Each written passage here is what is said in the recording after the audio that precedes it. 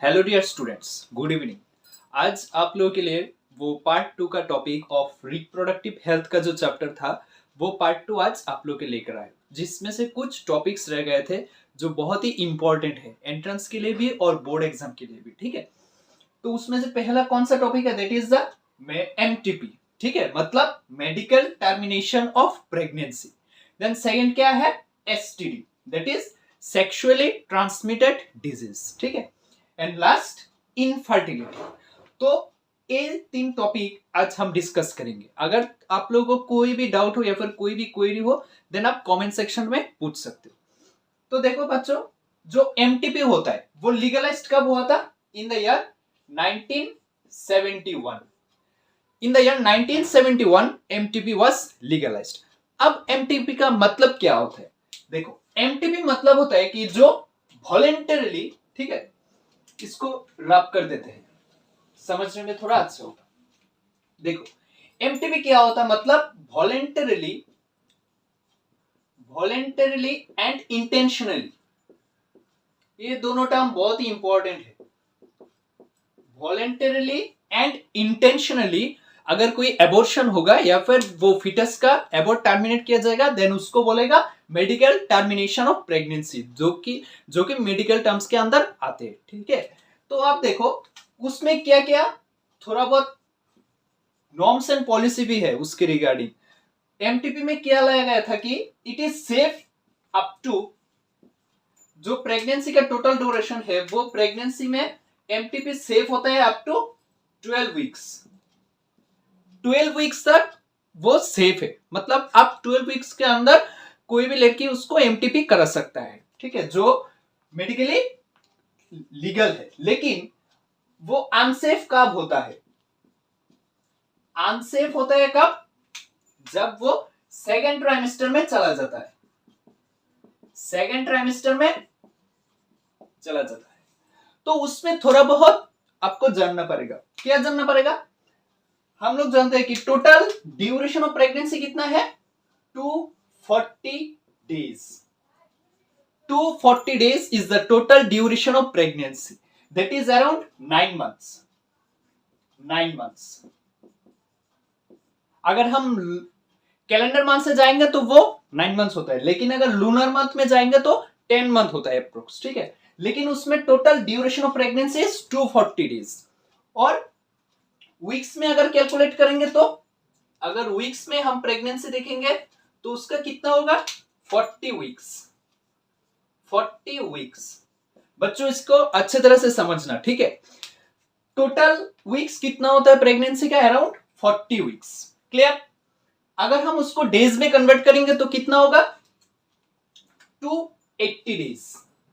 Sorry, there was a mistake. 280 days. And उसके बाद क्या होता है?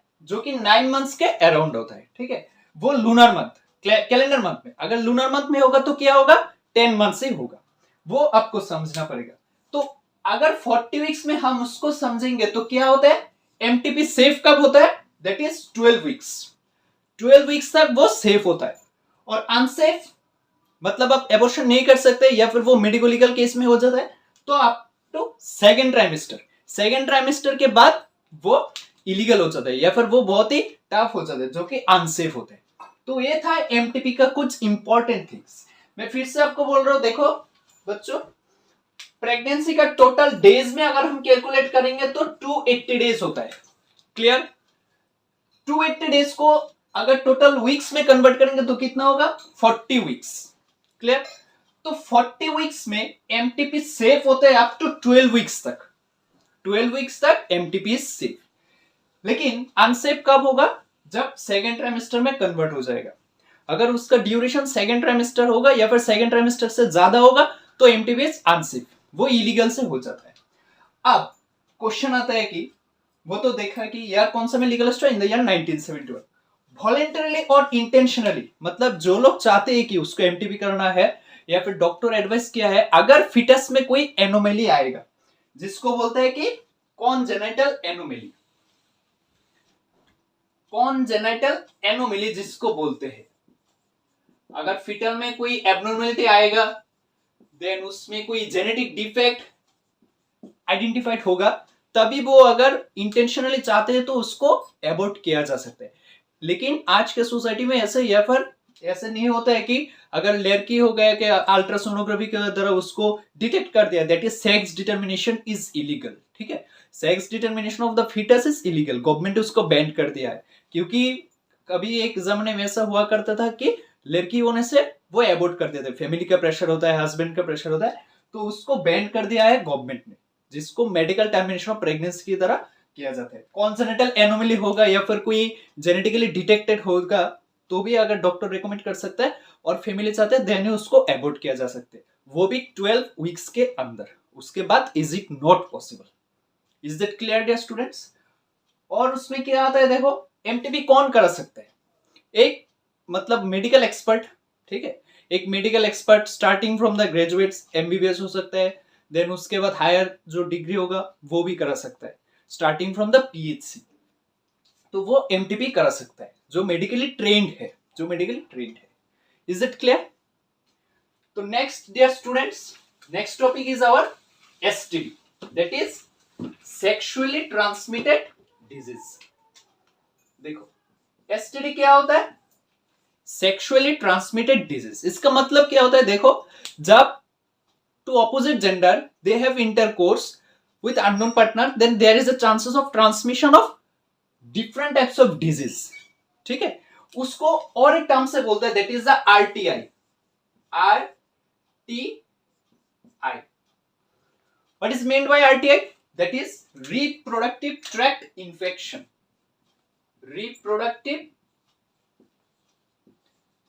Reproductive tract infection.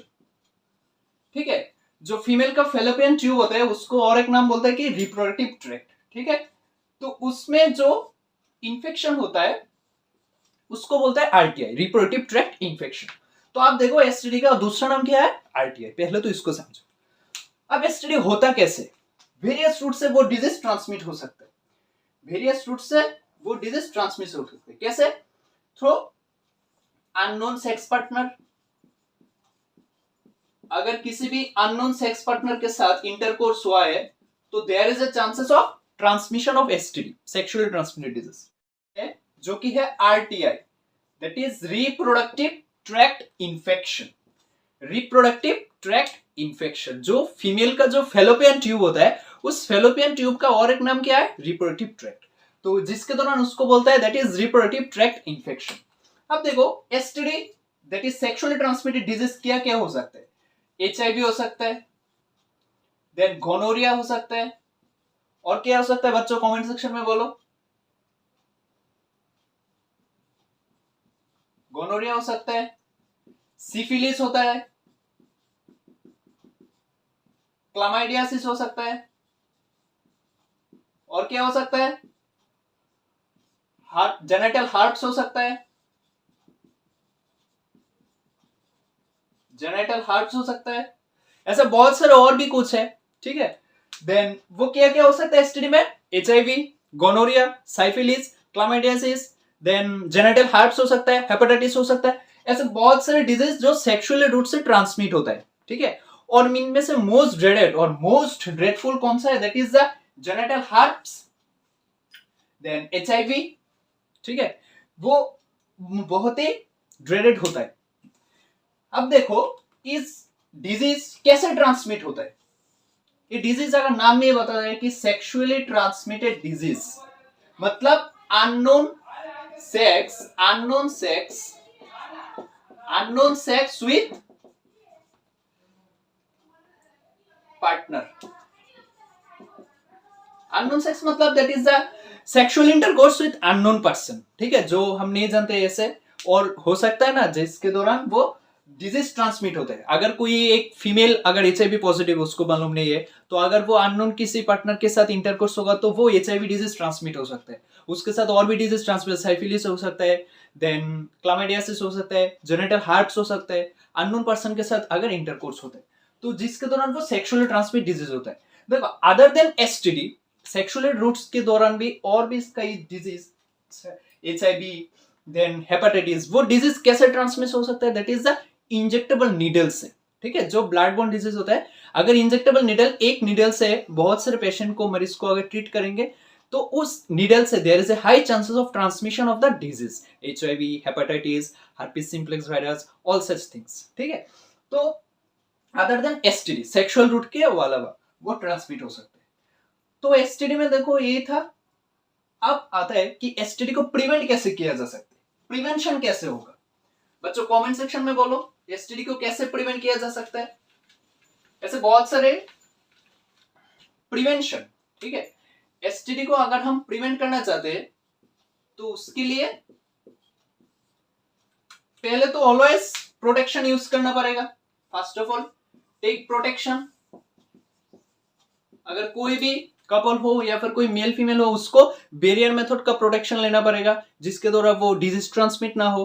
कॉन्डोम्स हो सकते हैं, निरोध हो सकता है, ऑल सच थिंग्स, प्रोटेक्शन लेना पड़ेगा। देन उसके साथ और क्या हो सकता है, avoid sex with multiple partners. Avoid sex with multiple partners, ठीक है, किसी भी अनजान इंसान से कोई सेक्सुअल इंटरकोर्स ना हो, उसके लिए आपको भी ध्यान रखना पड़ेगा। ठीक है, तो ये था मतलब जो इंपॉर्टेंट है, प्रोटेक्शन यूज करना है और मल्टीपल सेक्स पार्टनर को अवॉइड करना चाहिए।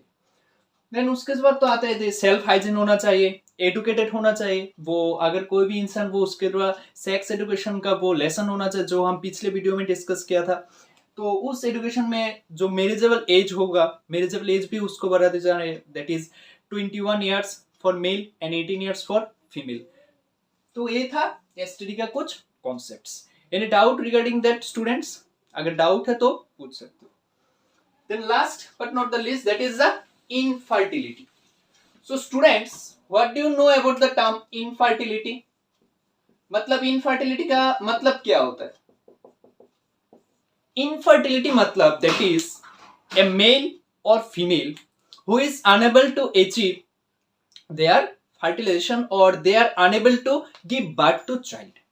A female lady, it may be, देखो मेल भी हो सकता है और फीमेल भी हो सकता है, जिसका वो एबिलिटी नहीं है किसी को मतलब न्यू ऑफस्प्रिंग या फिर न्यू बर्थ देने के लिए, जो इनएबिलिटी होता है, ठीक है, उसको बोलता है इनफर्टिलिटी। तो इस इनफर्टिलिटी की टॉपिक को कुछ चेंजेस लाया हुआ है अभी जनरेशन में, जिसको बोलता है आर्ट। दैट इज, इस इनफर्टिलिटी को करने के लिए दैट इज आर्ट आया हुआ है। What do mean by ART dear students? That is artificially reproductive technology. इस टेक्नोलॉजी के द्वारा जो इनफर्टिलिटी कपल होगा, वो मेल या फीमेल, तो इस आर्ट टेक्निक के द्वारा उसको नया ऑफस्प्रिंग देने के लिए हेल्प करता है। ठीक है, तो इसमें से क्वेश्चन आता है, बोर्ड में भी आता है, एंट्रेंस में भी आता है, जो बहुत ही एक इंपॉर्टेंट टॉपिक है, उसको अच्छे तरह से समझना। आर्ट मतलब तो समझ गया, दैट इज आर्टिफिशियली, जो लैब में हो सकता है, जिसको बोलते हैं कि टेस्ट ट्यूब में भी वो बोलता है। ठीक है, तो आर्ट में दो डिविजन आता है। पहला डिविजन आता है इन विट्रो फर्टिलाइजेशन, और उसके बाद क्या आता है दूसरा, in vivo fertilization. In vitro and in vivo. Is it clear dear students? तो ART is divided into further two steps, that is the in vitro fertilization and in vivo fertilization. अब उसको समझते हैं कि इन विट्रो का मतलब क्या और इन विवो का मतलब क्या। देखो बच्चों, इन विट्रो मतलब outside, other than the female body. ठीक है, अदर देन फीमेल बॉडी जो लैब में होगा, जिसको बोलता है टेस्ट ट्यूब बेबी, भी उसको बोलता है test tube baby. Test tube baby जो कि अंदर एक प्रिपरेटरी कंडीशन में होता है। लैब में प्रिपरेशन, दैट इज एक डोनर से स्पर्म लेगा और एक डोनर से वो ओवम, उन दोनों को लैब में अंडर प्रिपरेटरी कंडीशन, कुछ कंडीशन होता है। ऐसा ही नहीं कि हम उसको फ्यूज कर दे तो फर्टिलाइज हो जाएगा, नहीं। लैब का भी एक प्रिपरेशन होता है, उसका टेम्परेचर कितना होगा, प्रेशर, देन सर्कमस्टेंसेस क्या होगा, उस गाइडलाइंस को फॉलो करके अगर डोनर से स्पर्म लेकर और उसको ओवम से लेकर फ्यूज करेंगे, then there is a chances of fertilisation, जिसको बोलता है टेस्ट ट्यूब बेबी। क्लियर? तो विट्रो मतलब आउटसाइड, आउटसाइड के कुछ प्रोसेस हम डिस्कस करेंगे। एंड विवो मींस इनसाइड, जो कि फीमेल बॉडी के इनसाइड वो प्लेस किया जाता है, जिसको बोलते हैं इन विवो फर्टिलाइजेशन। अब देखो डियर स्टूडेंट्स, इन विवो और इन विट्रो का क्या क्या स्टेप्स है, मतलब क्या क्या प्रोसेस होता है जिस प्रोसेस के अंदर उसको हम कर सकते हैं। तो इन विवो जो होता है बहुत सारे होते हैं, that is gift, ZIFT, number 1 gift, number 2 ZIFT, number 3 IUT, और भी प्रोसेस है देखो क्या क्या है, then ICSI, then AI, AI मतलब ठीक है आर्टिफिशियल इंसेमिनेशन। अब देखो गिफ्ट का मतलब क्या होता है, गिफ्ट मींस गैमेट, जिसको बोलते हैं gamete intra fallopian transfer. Clear, gamete intra fallopian transfer मतलब जो गैमेट होगा, शायद वो अगर डोनर आएगा उसका स्पर्म लिया जाएगा, देन वो स्पर्म फीमेल में जो ओवम है उसमें फ्यूज किया जाएगा। गैमेट स्पर्म हो सकता है, ओवम हो सकते हैं, उसको फ्यूज करेगा तो gamete intra fallopian transfer, that is fallopian tube में उसको ट्रांसफर करेंगे। अब देखो ZIFT एंड IUT वो दोनों सिमिलर है लेकिन थोड़ा बहुत चेंजेस है। ZIFT means zygote intra fallopian transfer and IUT means intra uterine transfer.